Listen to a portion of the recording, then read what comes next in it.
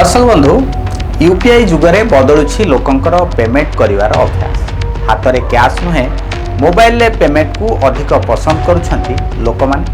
आउ एहार सीधा सड़क प्रभाव पड़ुछि एटीएम उपर। ओडिशा रे वर्षक मध्यरे बंद हेलानी 716 टी एटीएम। 2025 मार्च शेष सुधा आम राज्य ओडिशा रे 6025 टी एटीएम थिबा बेले चलित वर्ष अर्थात 2026 मसीह यही संख्या 5309 को खसी आसी। तेबे एटीएम कमुथुबा बेले बढ़ुछि बैंक शाखा। यह पचरे केवल यूपीआई दायी ना आउ किछि कारण रहिछि। आसंतु देखिबा एही रिपोर्ट।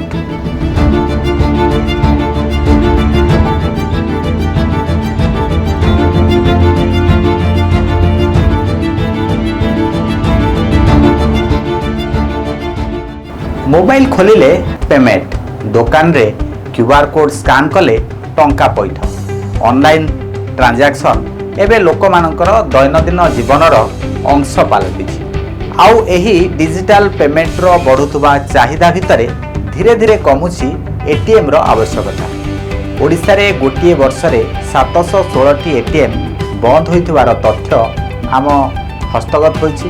तेबे आपण भाबुथिबे एटीएम केउठी बंद होइछि।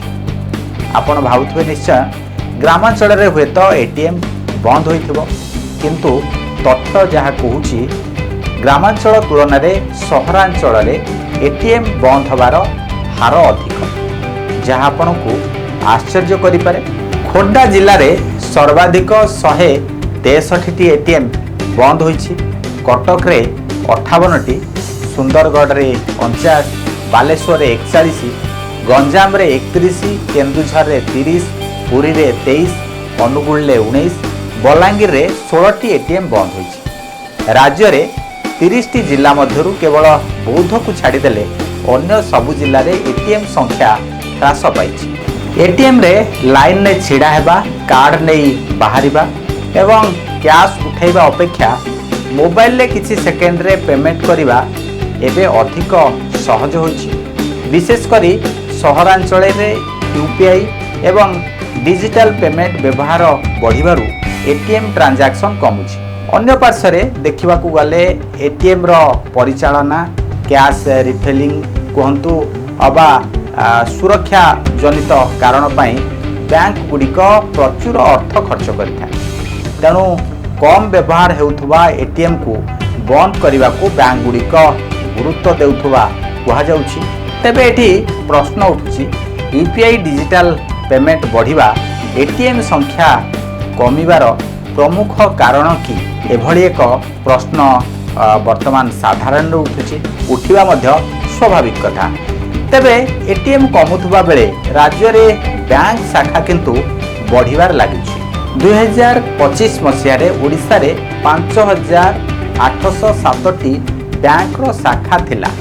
वर्षक मध्यरे आउ 176 टी नुआ शाखा जोड़िबा परे एही संख्या 5983 रे पहुंची। अर्थात गोटिए पटे एटीएम रो नेटवर्क संकुचित हेउछि, अन्य पटे बैंक रो शाखा बढ़ुछि। डिजिटल पेमेंट जेते बढ़ुछि एटीएम रो आवश्यकता सेते कमुछि, किंतु ओडिशा रो एक बड़ अंश लोक एबे भी नगद टंका परे निर्भरशील। विशेष करी ग्रामांचल एवं अर्ध सहरांचल रे एटीएम एबे भी जरूरी। तेणु एटीएम संख्या ह्रास सह ग्राहकंक पाई कैश उपलब्ध किपरि निश्चित हेब ताहा एबे बड़ प्रश्न। डिजिटल इंडिया रो एही जुगरे एटीएम संख्या कमिबा स्वाभाविक बोली कहा जाउछि, किंतु जेउ माने एबे भी कैश उपरे निर्भरशील सेमानक पाई एटीएम संख्या कमिबा समस्या सृष्टि करिपारे। बैंक शाखा बढ़ुथिले मध्य एटीएम नेटवर्क कमिबा ग्राहकंक पाई कैश एक्सेस रो कोनोसी समस्या सृष्टि करिवो कि ना डिजिटल पेमेंट ही आगामी दिन रे एटीएम रो विकल्प हबो। ए संपर्क रे आपण माने कोन चिंता करंती आमको कमेंट बॉक्स रे निश्चित जणांतु एवं भिडियोटी भल लागिथिले चैनल को सब्सक्राइब करने सहित प्रियजनों सहित भिडियोटी सेयार कर रही नमस्कार।